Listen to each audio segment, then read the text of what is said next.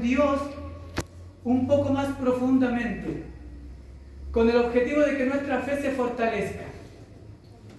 Ese es el objetivo, hermanos, de esta serie de predicaciones, que nuestra fe sea fortalecida a medida de conocer a nuestro Dios, conocer cómo es Él, cómo Él ha obrado en la creación, cómo Él ha obrado en la iglesia, cómo Él obra en cada uno de nosotros. Y espero, esa es mi fe, y espero que en alguno de estos días jueves una semilla caiga en su corazón y pueda dar fruto al 100 por 1.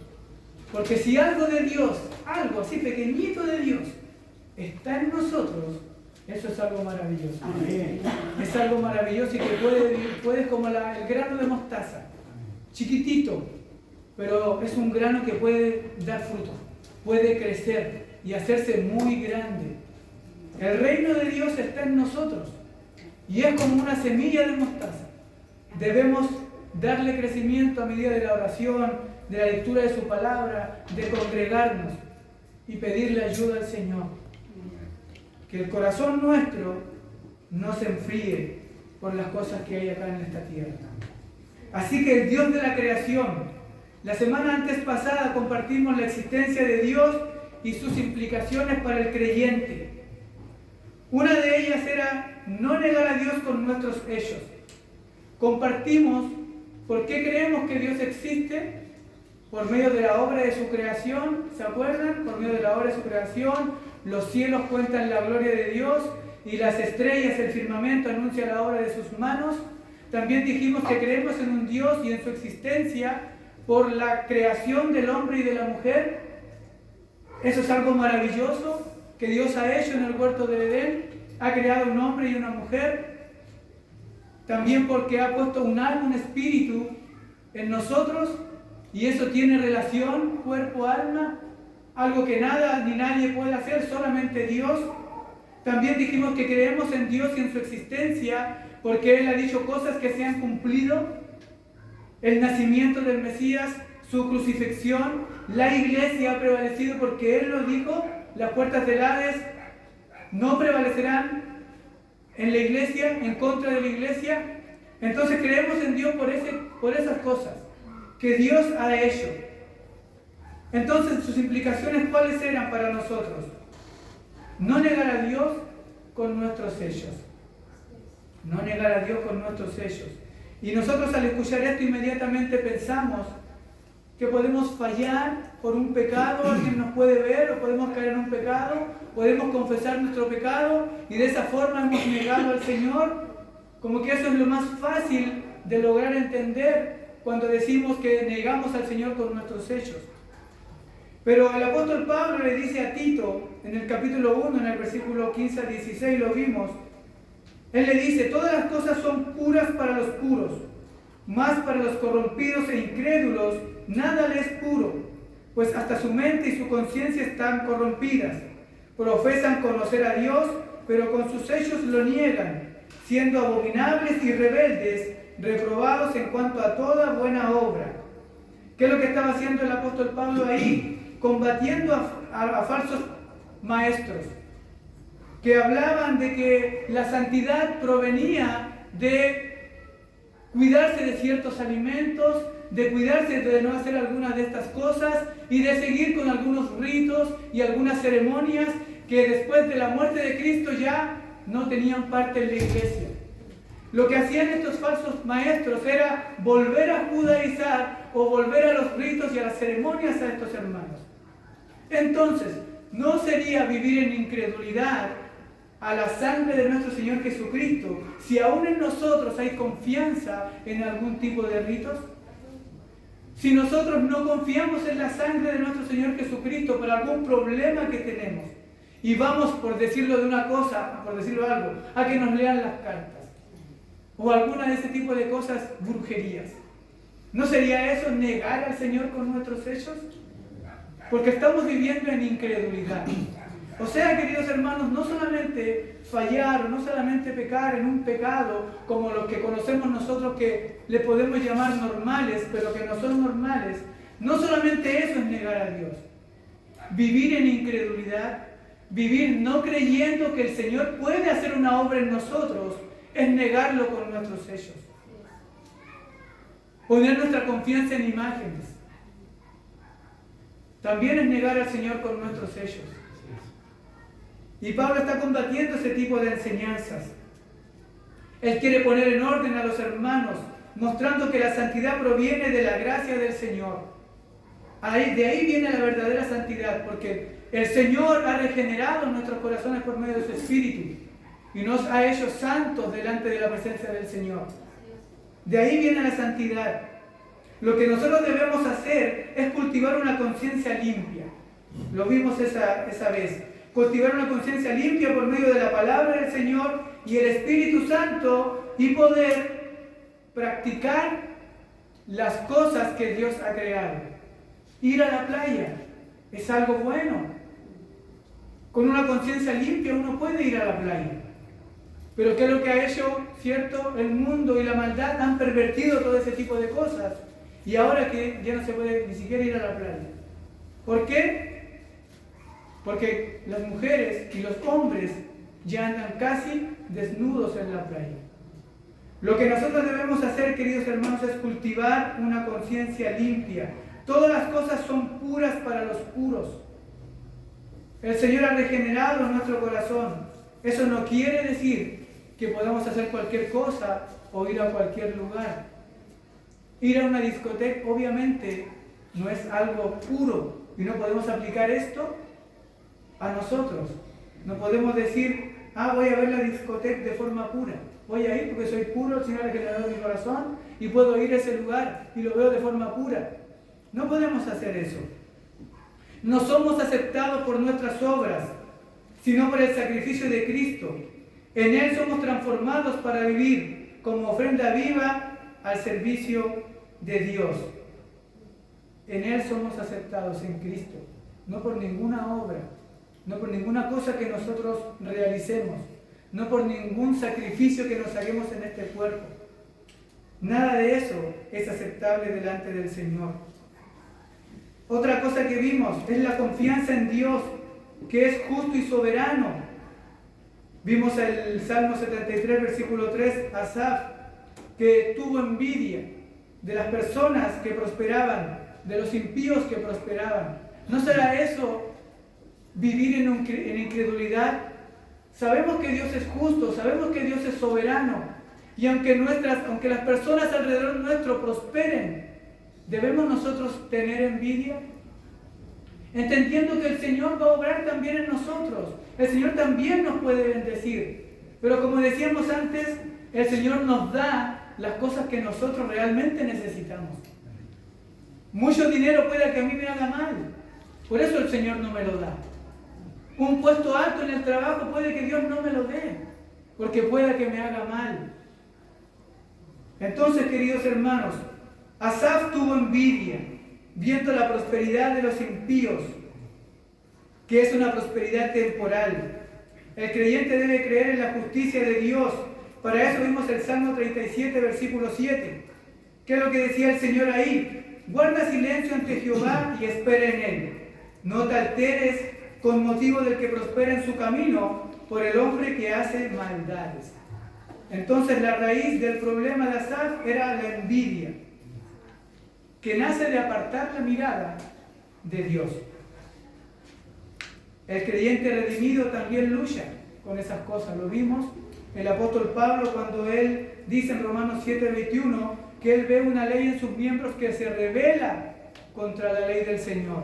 Pecados internos que a veces tenemos, que no se los contamos a nadie y no se los decimos a nadie porque son vergonzosos. Sentir envidia. A veces hemos sentido envidia.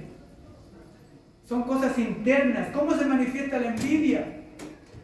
Un malestar interno, un espacio de vacío o como una incomodidad.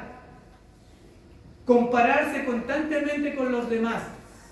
¿Por qué yo no y él sí? ¿Por qué ella sí y ella no?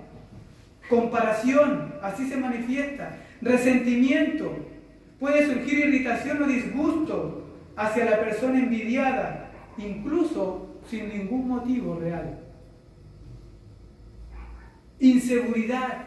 Así también se manifiesta la envidia, cuando hay inseguridad en nosotros, tristeza o frustración, sensación de inferioridad.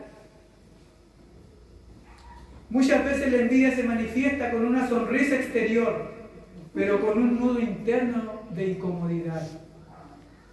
Muchas veces nos reímos, pero por dentro estamos incómodos con las bendiciones de las demás personas. Incluso con deseos que al otro no le vaya tan bien. Y eso es verdad. ¿Cómo combatir esto? Reconocer y confesar esa tentación, porque es algo que nos pasa a todos. Reconocer esa tentación, es una tentación. Somos tentados a envidiar. ¿Qué es lo que dice Proverbios 28:13? Veamos ahí Proverbios 28:13. ¿Cómo combatimos eso?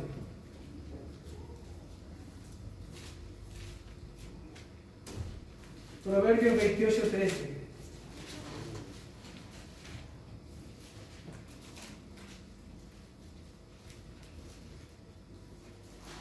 El que encubre sus pecados no prosperará, más el que los confiesa y se aparta, alcanzará misericordia. El que encubre sus pecados no prosperará. Entonces, queridos hermanos, ir al Señor, a las plantas del Señor, y decirle tal y como siento las cosas, es una forma de cómo combatimos la envidia. Confiar en la providencia del Señor también. Confiar en su providencia. Confiemos, queridos hermanos, ¿qué es lo que dice Mateo? Que aún Él alimenta las aves de los cielos. Hermanos, pasa alguien en la plaza y con una botella de agua la tira, ¿y qué viene? Un pájaro. Y se toma el agua. Providencia del Señor, y no el Señor nos va a alimentar a nosotros, que somos sus hijos. Confiar en la providencia del Señor, así combatimos la envidia. Recordar que nuestra herencia eterna está en Cristo. Esto sí que es maravilloso, y esto debe ser un texto base en nuestra mente. Recordar que nuestra herencia eterna está en Cristo. Primera de Pedro 1:4. Primera de Pedro 1:4.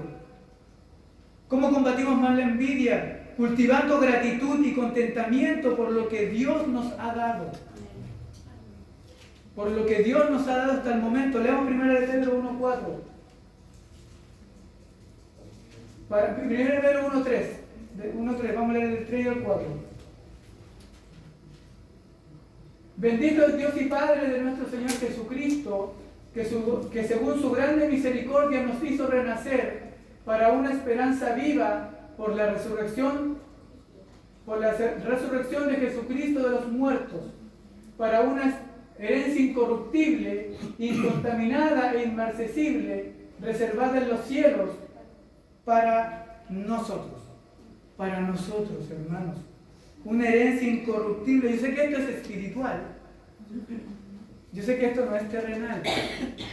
Yo sé que esto va en contra de nuestra naturaleza, que si no tenemos ni uno ahora en los bolsillos, quizás no sea de mucho consuelo. Pero para algunos, queridos hermanos, sí. Para algunos, queridos hermanos, sí es de gran consuelo. Tener una herencia incorruptible. ¿Qué más dijimos? Que nos debemos esforzar por interesarnos en ese Dios que realmente existe y que es el Dios de la creación. Porque de nada sirve saber que Dios existe si no es nuestro Dios, si no es el Dios nuestro. Dios mismo se ofrece para ser nuestro Dios por medio del pacto de gracia. Jeremías 31, versículo 33. ¿Cómo se hace efectivo ese pacto? ¿Cómo se hace efectivo que Dios sea nuestro? Por medio de la fe. La fe se apropia de lo que Dios es y de lo que nos ofrece. Ofrece su sabiduría, su santidad, su espíritu y su misericordia. Dijimos una frase: decir que Dios es mío y que es mi Dios, como dijo David, Jehová es mi pastor. Decir que Dios es mío vale más que poseer todo el oro del mundo y toda la plata del mundo y todas las riquezas del mundo. En conclusión, vivamos en coherencia con nuestra fe, sin negarlo con nuestros hechos. Confiemos en su justicia y soberanía, luchando contra la envidia, con gratitud en una esperanza eterna. Esforcémonos por hacer de Dios nuestro mayor tesoro, apropiándonos por la fe en Él. Eso es lo que vimos la semana pasada. Ahora, la pregunta número 4 del Catecismo Menor de Westminster nos pregunta, y eso es lo que corresponde al día de hoy: ¿qué es Dios? ¿Qué es Dios? Su respuesta: Dios es un espíritu infinito, eterno e inmutable en su ser, sabiduría, poder, santidad, bondad, justicia y verdad. Eso es Dios. ¿Qué significa cuando decimos que Dios es un espíritu? ¿Qué significa que nosotros digamos que Dios es un espíritu? Significa que Dios es inmaterial. Dios no es materia, es de una esencia pura y sin mezcla, que no está compuesto de cuerpo y espíritu, que no presenta partes diferenciadas. A eso se está refiriendo esta pregunta. Entonces, ¿qué se nos viene a la mente? ¿En qué se diferencia Dios de los demás espíritus? Si Dios es espíritu, ¿cuál es la diferencia de los demás espíritus? ¿Qué es otro espíritu? Un ángel.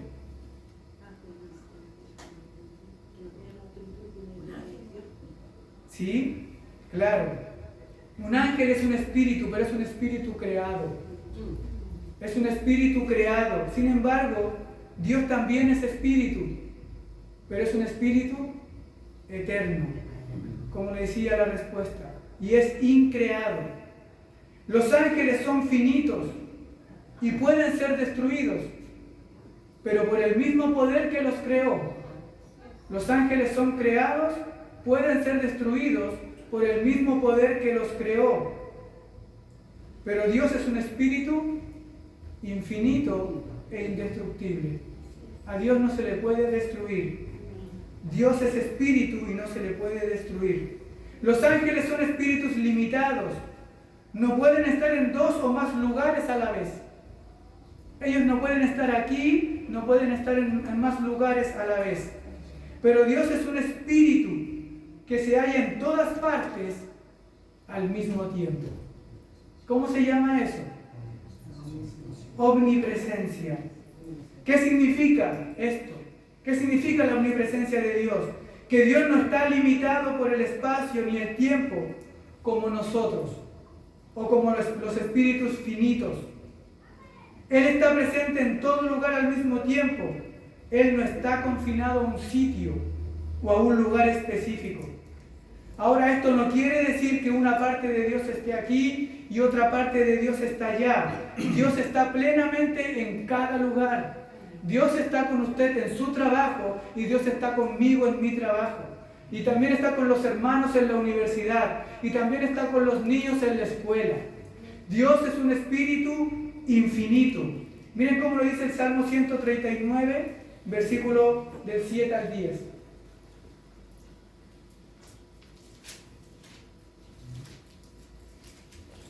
Salmo 139, versículo del 7 al 10. Dice: ¿a dónde me iré de tu espíritu? ¿Y a dónde huiré de tu presencia? Si subiera a los cielos, allí estás tú. Y si en el Seol hiciere mi estrado, he aquí, allí tú estás. Si tomare las alas del alba y habitare en el extremo del mar, aún allí me guiará tu mano y me asirá tu diestra. ¿Se dan cuenta, queridos hermanos? Y esto debe fortalecer nuestra vida. Y esto debe provocar temor en nuestra vida también, temor de Dios. Saber que Dios está en todo lugar. Ahora, la idea aquí cuando dice, ¿a dónde me iré de tu espíritu? ¿A dónde huiré de tu presencia? Si subiera a los cielos, allí estás tú. Pero si Él se queda en el cielo e hiciere en el Seol su estrado, allí Él también está. Amén. En los dos lugares. ¿Cómo entendemos de mejor manera esto? Imaginemos el aire. El aire no lo vemos, ¿cierto? No lo vemos, pero está en todas partes. Nosotros respiramos en nuestra casa, respiramos en la universidad, respiramos en el trabajo, respiramos en la iglesia, nosotros respiramos en todos los lugares. Respiramos dentro de la mina, subterránea, rajo abierto, lo que sea, pero en todo lugar respiramos. Así también es Dios, invisible, pero presente en todo lugar. La única diferencia es que en algunos lugares puede faltar el aire. Como en el fondo de una mina subterránea el aire cada vez es más escaso. Esa es la única diferencia. Pero Dios, su presencia no escasea. Su presencia no escasea, no es menos su presencia. Si Dios está en un lugar, Él está completo. Con todas sus perfecciones, Él está completo. Así como no podemos escapar del aire, tampoco podemos escapar de la presencia de Dios, porque Él está en todas partes al mismo tiempo, ya que Él es el Padre de los espíritus. ¿Qué es lo que dice Romanos 12:9?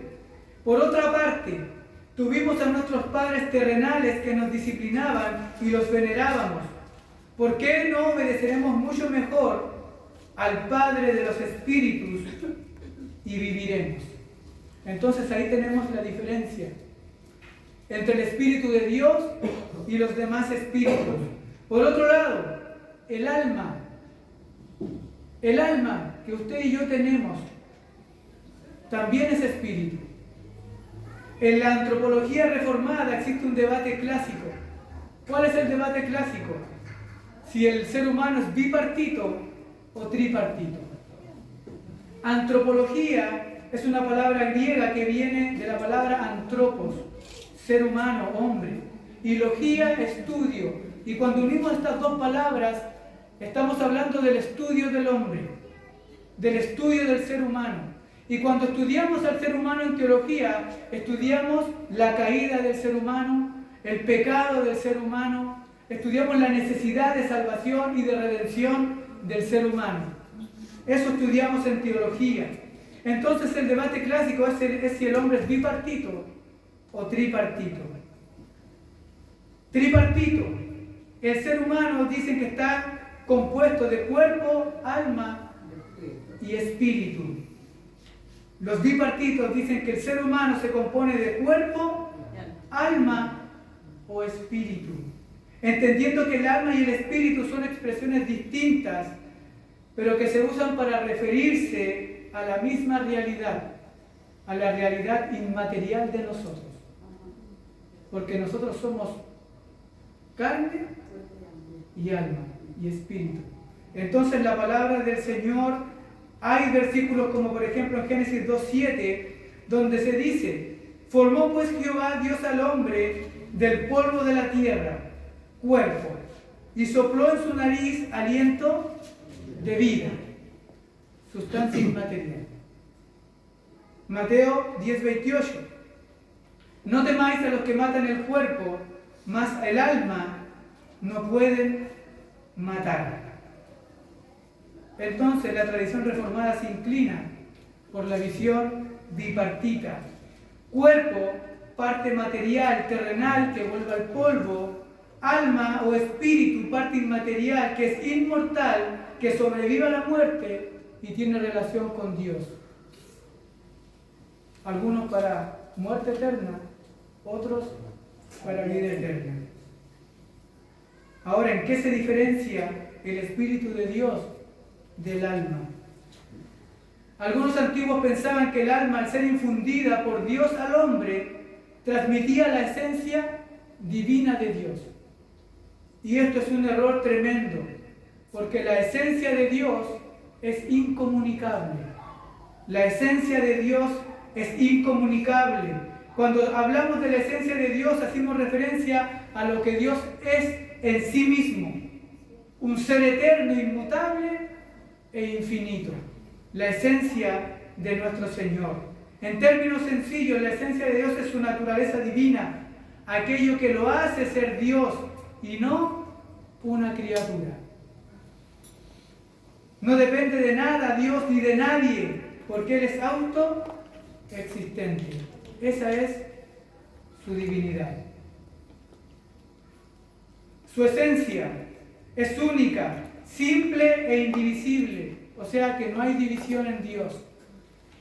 No está compuesto de partes, ni es tampoco la suma de sus atributos.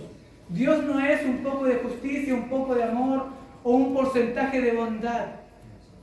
Dios no es así. Dios es sus atributos. Dios es amor. Dios es la justicia. Dios es la vida. Es por eso que la tradición reformada afirma que no podemos ver a Dios en su esencia plena en esta vida. No lo podemos ver. Aunque sí lo conocemos por lo que se nos ha revelado en la creación, se nos ha revelado en las Escrituras y en Cristo Jesús. Juan Calvino dijo en la institución a la religión cristiana que la esencia de Dios es incomprensible en su totalidad para la mente humana. Es incomprensible para nuestra mente. Pero ¿qué es lo que hace Él? En su infinita misericordia se acomoda a nuestra capacidad, revelándose en palabras y obras que nosotros podamos entender. Por eso que Él en su palabra nos muestra que Él tiene oídos y oye, tiene ojos y mira, tiene manos y palpa, y Él también nos guía. Él en su infinita misericordia tiene un lenguaje para que nosotros lo podamos entender. Explicado esto, cuando decimos que el alma es un espíritu, esto significa que Dios la ha dotado de razón o entendimiento y que ha estampado en ella su imagen, no la esencia de Dios, solo su imagen. Vemos que Dios es diferente de otros espíritus, como los ángeles y las almas de los seres humanos. Él es un espíritu de excelencia, trascendente y todopoderoso. Él es el Padre de todos los espíritus. ¿Cómo aplicamos esto, queridos hermanos, a nuestra vida? ¿Cómo aplicamos esto a nuestra vida? ¿Cómo bajamos esto a nuestra vida para poder fortalecer nuestra fe, nuestra confianza y seguir predicando el Evangelio, que es el llamado que tenemos de ese Dios poderoso, de ese Espíritu eterno, de ese Espíritu infinito, de ese Espíritu trascendente? ¿Cómo fortalecemos nuestra fe y nuestra confianza? Les digo a todos, queridos hermanos, que a Dios no se le puede herir. Con Dios no se puede luchar. A Dios no se le puede herir. Isaías 43:13. Antes que hubiera día, yo era, y no hay quien de mi mano libre. Lo que yo hago, ¿quién lo estorbará? ¿Quién estorbará lo que hace el Señor? ¿Quién estorbará lo que hace ese Espíritu infinito? ¿Quién podrá estorbar? ¿Quién podrá ponerse delante de ese Dios infinito, de ese Espíritu eterno, que quiere hacer una obra en cada uno de nosotros? En la iglesia, ¿quién se puede oponer? ¿Qué poder humano? ¿Qué tinieblas espirituales? Veamos esta secuencia maravillosa, queridos hermanos, donde vemos a los apóstoles predicar el Evangelio, sanar y hacer milagros.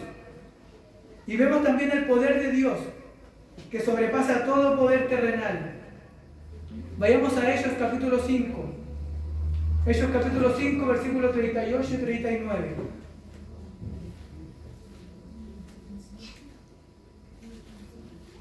Hechos 5, 38 y 39 dice: y ahora os digo, apartaos de estos hombres y dejadlos, porque si este consejo o esta obra es de los hombres, se desvanecerá. Mas si es de Dios, no la podréis destruir. No seáis tal vez hallados luchando contra Dios.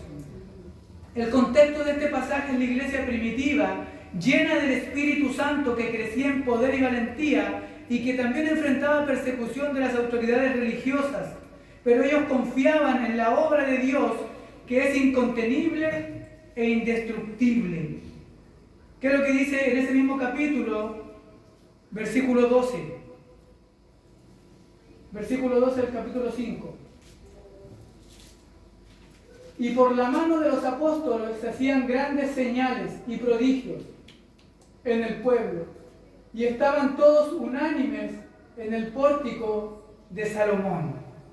Por mano de los apóstoles se hacían grandes señales y prodigios, y estaban todos unánimes en el pórtico de Salomón. Aquí vemos a los apóstoles autenticando su mensaje con señales poderosas. Pedro como líder, ¿qué es lo que dice más adelante? Que hasta con su sombra él sanaba. ¿Qué pasó después de esto? Versículo 17. Vayamos ahí. Vemos y tenemos en la mente las señales y los prodigios de los apóstoles. ¿Qué pasó en el versículo 17? Entonces, levantándose el sumo sacerdote y todos los que estaban con él, esto es la secta de los saduceos, se llenaron de celo. Versículo 18. Y echaron mano a los apóstoles y los pusieron en la cárcel pública. ¿Por qué los pusieron en la cárcel? Por predicar la palabra, hacer milagros, hacer prodigios, por sanar a las personas que le llevaban. Los tomaron y los pusieron en la cárcel. La oposición vino de los líderes religiosos, no del pueblo. Aquí se ve un patrón, hermanos, que el mundo odia la luz. El mundo odia la luz. Ahí se veían sanidades, se veían prodigios, se veía luz. Pero se levantaron los líderes de ese tiempo y echaron mano a los apóstoles y los metieron presos. ¿Qué es lo que dice el versículo 19? ¿Qué es lo que siguió después de que estuvieron presos? Versículo 19. Mas un ángel del Señor, abriendo de noche las puertas de la cárcel y sacándolos, dijo: id, puestos en pie en el templo, anunciad al pueblo todas las palabras de esta vida. Entonces los hermanos estaban predicando el Evangelio, estaban sanando, haciendo sanidades, y las llevaban a las personas para que las sanaran. Se levantaron los líderes religiosos de la época, los tomaron presos a ellos. Luego vino un ángel del cielo. No me va a decir que el Señor no es poderoso. El Señor es poderoso para hacer estas cosas. Vino un ángel del cielo, abrió las puertas de la cárcel y los sacó. Y después de sacarlos, ¿qué es lo que les dijo? Anunciar al pueblo, en el templo, al pueblo, todas las palabras de esta vida. O sea, vayan a seguir predicando. Sigan predicando el Evangelio. Sigan sanando.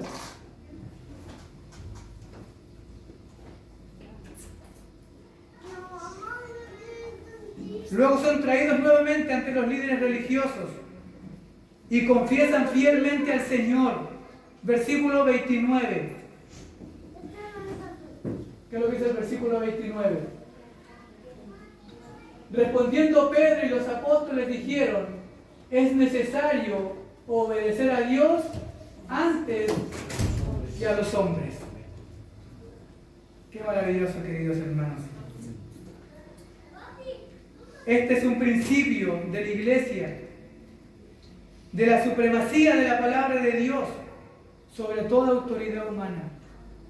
La palabra de Dios prevalece. Si Dios nos manda a predicar, no hay autoridad humana que pueda detenernos. Y en eso se encontraron nuestros hermanos. Ahora llegamos al texto que leímos al principio. Gamaliel, versículo 34. Este fariseo, maestro de Pablo, advierte que si la obra es de Dios, no puede ser destruida. Versículo 38, querido hermano. Vayamos ahí. Del capítulo 5, mismo capítulo, versículo 38.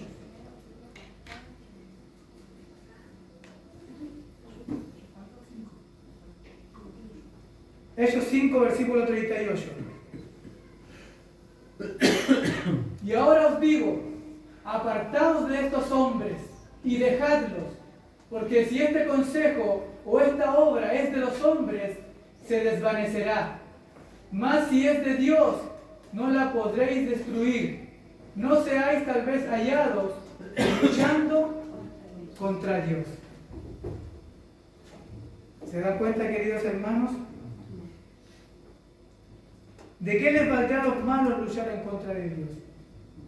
¿De qué les valdrá? Todos los intentos que hacen los malos contra Dios son necios y resultan frustrados. Salmo capítulo 2, versículo del 2 al 4. Dice: se levantarán los reyes de la tierra y príncipes consultarán unidos contra Jehová y contra su ungido, diciendo: rompamos sus ligaduras y echemos de nosotros sus cuerdas. Cada vez, querido hermano, que los apóstoles predicaban, estaban tirando cuerdas. Cuando nosotros predicamos el Evangelio, también es como el Señor los atrae con esas cuerdas de amor. Pero ellos no.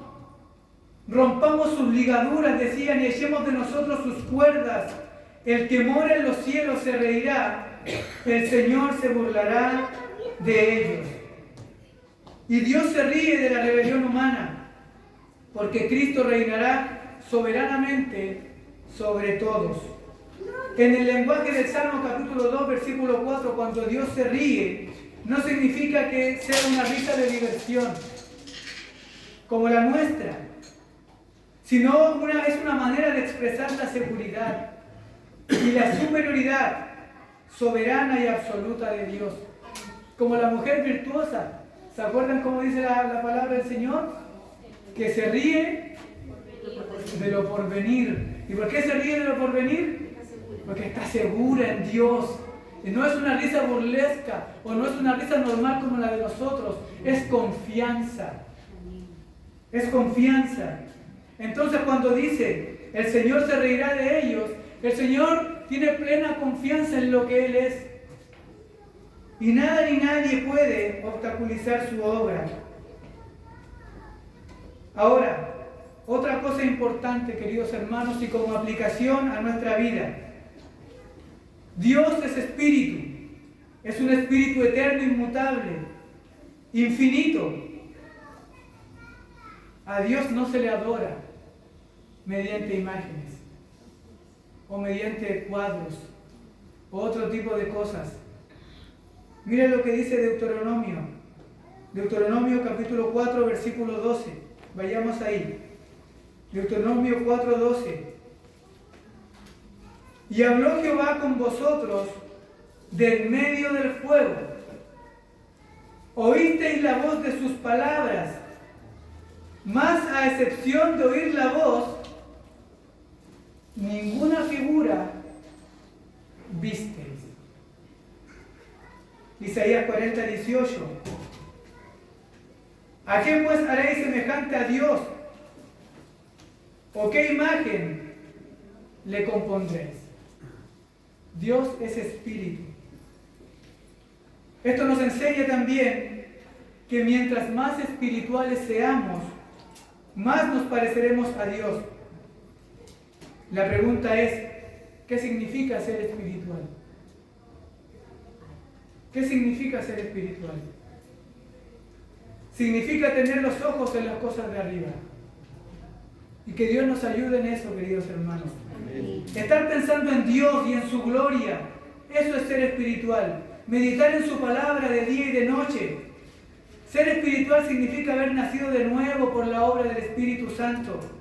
Esto implica obediencia, santidad y comunión con Cristo. Significa tener entendimiento espiritual, porque lo que hace el Espíritu de Dios es iluminar nuestra mente y regenerar nuestro corazón. Ser espiritual no es tener dones espectaculares. Eso no es ser espiritual. Tener dones espectaculares, no. Sino es reflejar el carácter de Cristo y los frutos del Espíritu. Ser espiritual significa ser regenerado por el Espíritu Santo y vivir en obediencia a Cristo, mostrando el fruto del Espíritu y discerniendo la vida conforme a la palabra de Dios. Yo sé que esto, queridos hermanos, puede resultar como muy lejos de lograr, pero no es así, porque usted y yo podemos anhelar también algunas cosas. Yo puedo anhelar un mejor trabajo y eso no significa que yo no tenga los ojos puestos en las cosas de arriba. Yo necesito también tener quizá mi hogar y eso no significa que yo no tenga los ojos puestos en las cosas de arriba. Pero si tener mi hogar, tener mi vehículo, o tener un mejor trabajo, o tener más dinero, está por encima de las cosas de arriba, eso sí, es un grave error. Dios está por sobre todas las cosas. De ahí se desprenden todas las bendiciones para nuestra vida. Si Dios es primero, todo lo demás va en orden. Miren lo que dice el Salmo 73, 25. Salmo 73, 25. ¿A quién tengo yo en los cielos sino a ti? Y fuera de ti, nada deseo en la tierra. Como dijimos anteriormente, no significa, hermanos, que usted no tenga un deseo sano, un deseo normal de superarse. Pero ese deseo no puede estar por encima del conocimiento de desear a Cristo, de desear conocer más a Cristo. Si esto es ser espiritual y Dios es un espíritu infinito, la adoración que Dios requiere y la que Él acepta es la adoración en el espíritu. Es esa adoración, la del espíritu. Juan 4:24, Dios es espíritu y los que adoran en espíritu y en verdad es necesario que adoren. Se dice, queridos hermanos, que la adoración en el espíritu es una adoración virgen. Es una adoración hermosa. Nosotros aquí estamos luchando con nuestro pecado, luchando con todas las vanidades del mundo y aún levantamos nuestros brazos. Pero cuando adoramos en el Espíritu se dice que es una adoración genuina, es una adoración virgen. Aunque Dios requiere así el culto de nuestros cuerpos, nuestros ojos, nuestras manos levantadas para manifestar también a nuestros hermanos que hay reverencia en el pueblo del Señor. Pero Él demanda principalmente la adoración del Espíritu. Porque habéis sido comprados por precio, dice 1 Corintios 6:20. Glorificad pues a Dios en vuestro cuerpo y en vuestro espíritu, los cuales son de Dios. Dios aprecia la adoración del Espíritu, ya que ésta se acerca más a su propia naturaleza, que es Espíritu. Y yo sé que en más de alguna oportunidad, queridos hermanos, lo hemos logrado.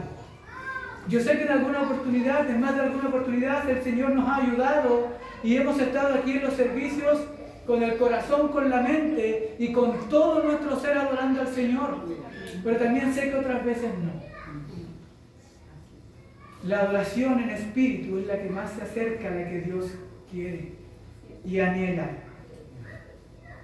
Adorar en espíritu es adorar sin ceremonias. Sin ceremonias del Antiguo Testamento, que algunos aún quieren aplicar a la iglesia en este tiempo. La Pascua, la fiesta de los panes sin levadura, la fiesta de las primicias, la fiesta de la semana del Pentecostés, la fiesta de las trompetas, el día de expiación o la fiesta de los tabernáculos. O aún nosotros, queridos hermanos, le decimos al Señor cuando venimos acá: ya Señor, ahora sí, voy a diezmar para siempre. Pero eso tampoco, haciendo ese tipo de pacto, haciendo ese tipo de cosas, tampoco es una adoración, porque quizá a la semana, a las 2 semanas o al mes volvamos a fallar.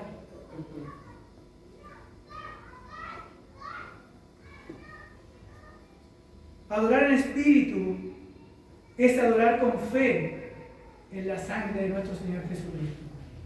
Eso es adorar en el espíritu. Es creer que toda mi confianza está ahí. No está en mis obras, no está en lo que yo puedo hacer, no está en los sacrificios que yo haga corporalmente, no está ahí. Adorar en el Espíritu es adorar al Señor Jesucristo, lo que hizo, cómo Él nos dio salvación, cómo Él nos rescató.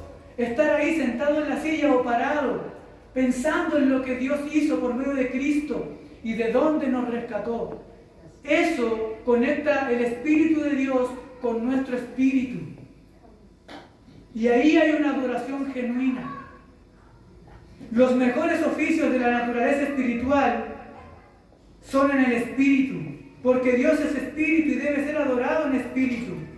No es la bulla que metamos, no es si cantamos más fuerte, no es si levantamos los brazos más alto, no es nada de eso. No es la bulla de los instrumentos,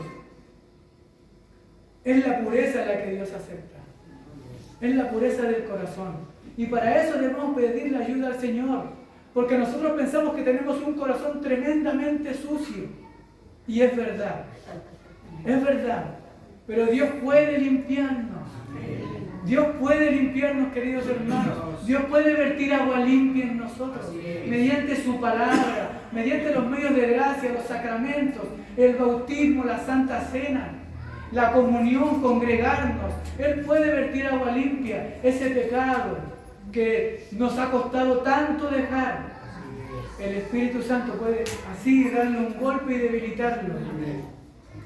Y ya ver que no tiene el mismo poder que antes.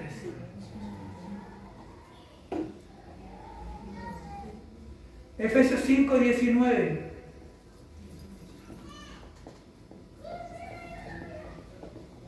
Efesios 5:19 dice: hablando entre vosotros con salmos, con himnos y cánticos espirituales, cantando y alabando al Señor en vuestros corazones. Orar, queridos hermanos, no es entonar una confesión que nos sale del corazón, ni recitar unos cuantos versículos en orden, sino que consiste en gemidos y suspiros del Espíritu. Con esto termino. Romanos 8:26. Y de igual manera el Espíritu nos ayuda en nuestra debilidad. Pues que hemos de pedir como conviene no lo sabemos, pero el Espíritu mismo intercede por nosotros con gemidos indecibles. Que el Señor nos ayude, queridos hermanos. Oremos.